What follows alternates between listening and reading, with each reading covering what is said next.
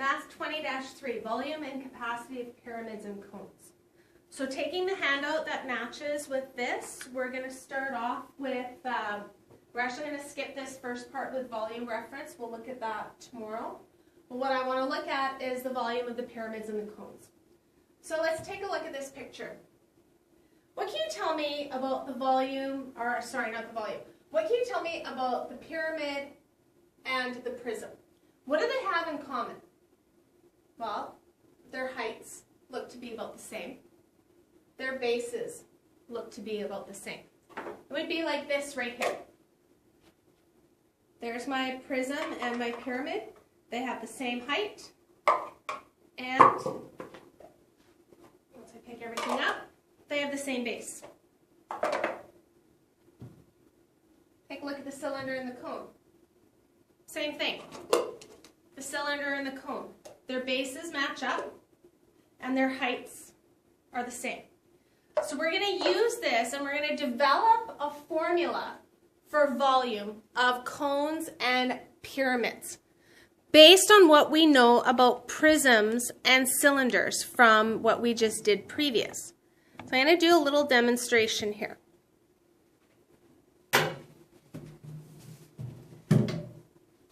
So we know that volume and capacity are kind of the same thing. Volume refers to solid objects, capacity refers to liquid. So let's look at the capacity of my pyramid compared to my prism. Here's my pyramid. What we are going to do is we are going to see, is there a relationship between the volume of this pyramid and the volume of the prism? In other words, what would it take to fill up my prism? There's one.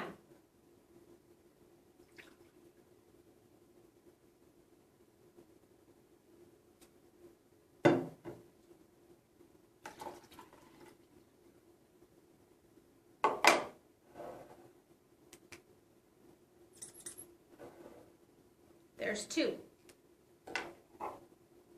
What do you think? Will one more do it? Look at that way.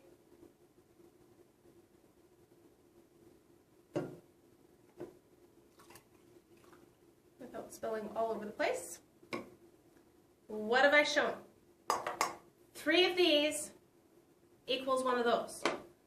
Or 1 of these would be 1/3 of that. So the volume of a pyramid would be 1/3 the volume of the same prism. That's my prism demo, pyramid demo. So now let's examine the cone and the cylinder. So again, what do I have? I have same height, same base. So again, what is the relationship? Well, remember what I said before. A cone is kind of like a pyramid and a prism. So cone and cylinder is kind of like a pyramid and a prism. Maybe their volumes are the same. So volume number 1. So how many of these does it take? 1.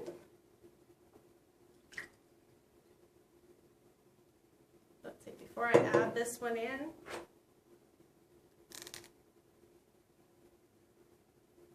There we go.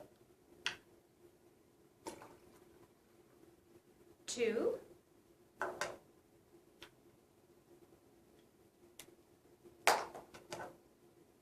And is this going to take 3 again? It seems to appear that way.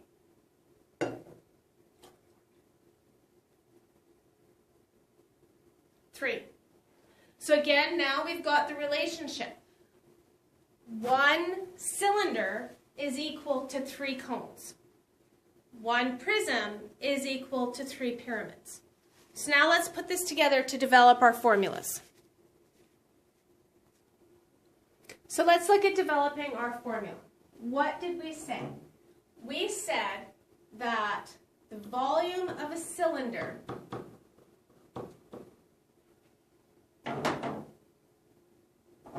was equal to 3 volumes of the corresponding cones. The volume of a prism was equal to 3 of the volumes of the corresponding pyramids. Well, what if I only want one pyramid? If I only want one pyramid,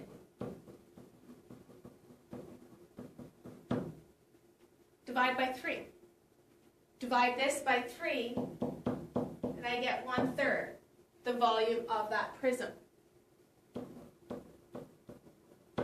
How do I calculate the volume of a prism? It's the area of the base times the height. This is my formula for the prism. That goes onto that one sheet of paper, onto that one page.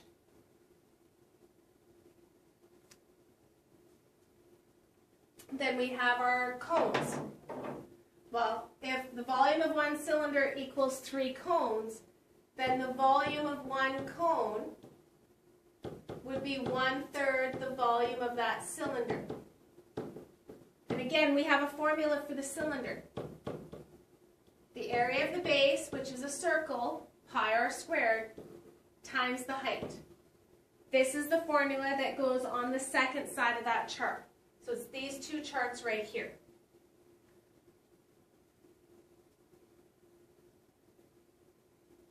Okay, so now that you have that written in, it says check your skills, do one of the 2 options. We're going to do both of them just to make sure that we understand this well enough. So the volume of this prism, volume is the area of the base times the height of the prism. This base is a square that measures 6 by 6. I have to assume it measures 6 by 6 because it's the only unit that it gave me. So this was 6. So volume is the area of the base, which is length times width, times the height. What is 6 times 6 times 8?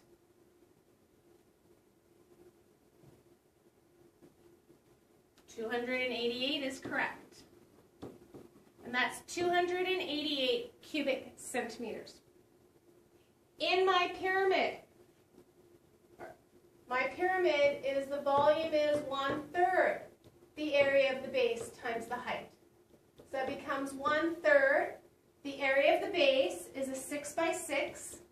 The height of the pyramid, not the slant height, the height of the pyramid.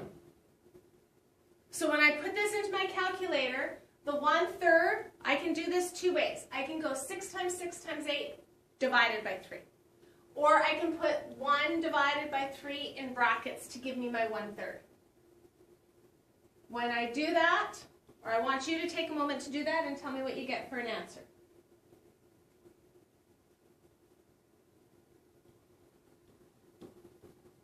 "96 cubic centimeters would be correct. Okay. I'm not going to worry about surface area of these, I just want to worry about volume for now. So if we click on the second option, dealing with my cylinders and my cone. So the volume of my cylinder is the area of the base, which is pi r squared, times the height.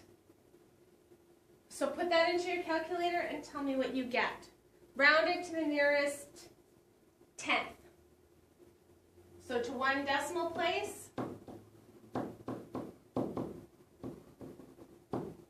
I get 1,847.3 cubic centimeters. My cone becomes 1/3 pi r squared h. So again, it's 1/3, which I could put as 1 divided by 3, times pi, times 7 squared, times 12.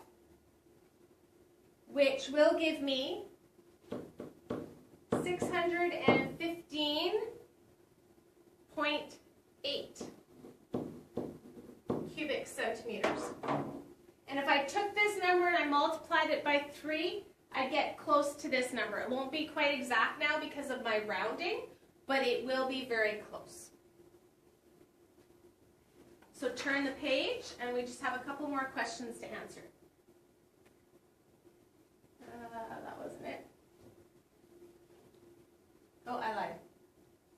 Okay. So the next page, actually at the top of the page, it talks about what happens to the volume of a square pyramid under the following conditions. I want you to think about that, and we'll discuss that tomorrow in class. But for the time remaining, there are a series of, I believe it is 4 questions I would like you to answer. 3 questions.